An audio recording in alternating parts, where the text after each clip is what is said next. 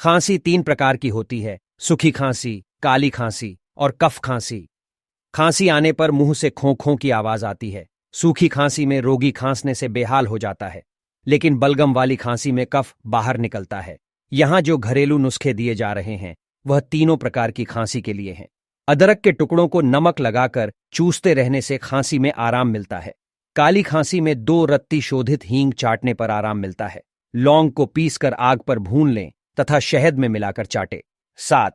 8 काली मिर्च का पाउडर 2 चम्मच शहद में मिलाकर दिन में 3-4 बार चाटें। थोड़ी सी हल्दी और एक चुटकी नमक सादे पानी में मिलाकर पिएं।